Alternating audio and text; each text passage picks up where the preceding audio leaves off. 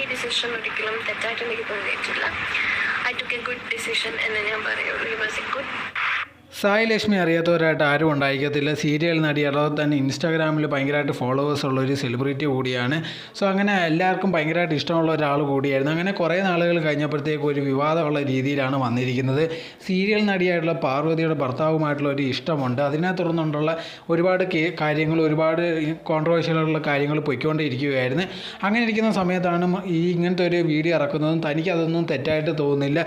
അതോടെ തന്നെ ഡിവോഴ്സ് കഴിഞ്ഞവരെന്തോ വേറെ ആരുമായിട്ടൊരു ബന്ധവുമില്ല എന്നുള്ള കാര്യങ്ങളാണ് ഇതിലൂടെ സായി ലക്ഷ്മി ചോദിച്ചിരിക്കുന്നത്.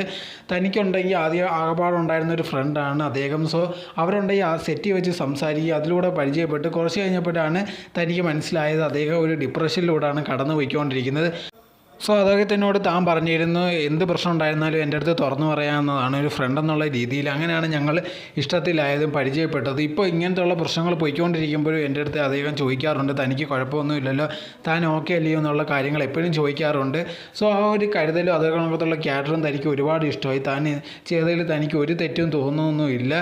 സ്നേഹിക്കുന്നത് ഒരു പ്രശ്നമല്ല, ഡിവോഴ്സ് കഴിഞ്ഞവരും സ്നേഹിക്കുക എന്നുള്ള കാര്യങ്ങളാണ് ഇതിലൂടെ സായി ലക്ഷ്മി പറയുന്നത്. ഒരുപാട് പേര് ഇതിനെ സപ്പോർട്ട് ചെയ്ത് ഒരുപാട് പേര് ഇതിൽ സംസാരിക്കുന്നുണ്ട്. പക്ഷേ തനിക്ക് അതൊന്നും പ്രശ്നമല്ല, താനുണ്ടെങ്കിൽ ചെയ്ത കാര്യം തനിക്ക് ശരിയാണെന്നുള്ളതിൽ ഉറച്ച് വിശ്വസിക്കുന്നതെന്നാണ് സായി ലക്ഷ്മി പറഞ്ഞത്.